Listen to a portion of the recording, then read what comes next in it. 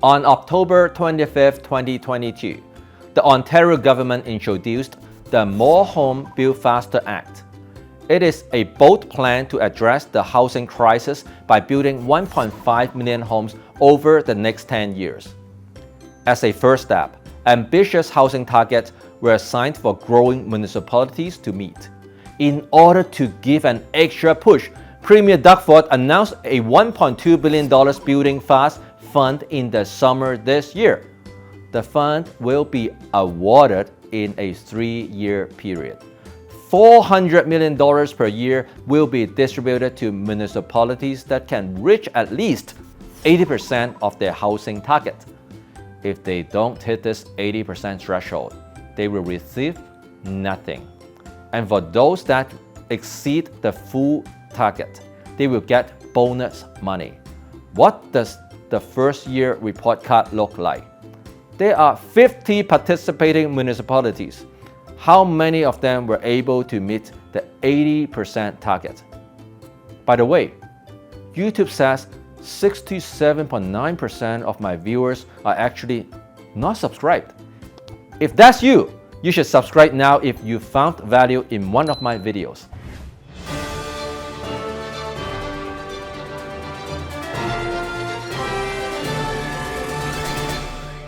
Any guesses on the passing rate? The majority of municipalities failed. 76% failed.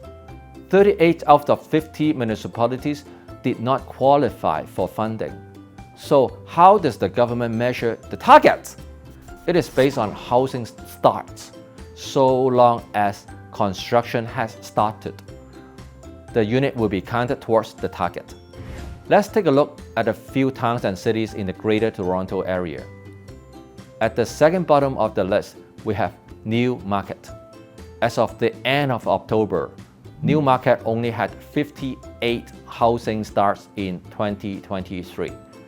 That's 7% of the target. The biggest roadblock for Newmarket to build more homes is human waste. They don't have the infrastructure to handle it. They will need to tap onto the existing facilities to drain into Lake Ontario. But the new system won't be ready until 2027. It just seems physically impossible for Newmarket to meet the target. Let's take a look at Richmond Hill. 478 housing starts in 2023. That's only 24% of the target. Mississauga, 2,156 housing starts, only 25% of the target. Markham, 1,032 housing starts, 32% of the target. Vaughan, 1,303 housing starts. The City of Vaughan issued more than 6,775 building permits this year, but completed just 42% of its target. Oakville, 1,335 housing starts, halfway, hitting 55% of the target. Most municipalities are not just failing, they are actually quite far off from the targets. So is there anyone who can meet the target? There are 3 in the Greater Toronto Area. Pickering, 951 housing starts. That's 100% on target. Whitchurch Stouffville, 694 housing starts, 145% of the target. Toronto, 26,140 housing starts, 125% of the target.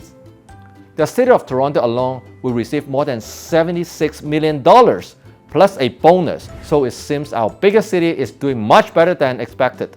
So does that mean we won't have any supply shortage? At least in the City of Toronto? Here's the thing, the target measurement is based on housing starts. For construction to start this year, those units were typically sold in the past 2 years. 2021 and the first half of 2022 were the peak times for pre-construction condos in Toronto. That's why we can have so many housing starts this year. But since the interest rate hikes, pre-construction sales have dropped at least 80%. In fact, 2023 is the coldest year in a decade for pre-construction sales. and this is going to be reflected in the next 2 years' housing starts. It is a delayed measurement. I think Toronto will have a very hard time meeting the target next year, and Toronto is just one city. What about the other 38 that are already failing hard as of today? Some cities don't even have the infrastructure to support more homes. The province can set the targets, but they cannot force developers to build if they cannot even make sales. If we cannot build more homes and new people keep coming in, then what is going to happen? Comment below and let me know your thoughts.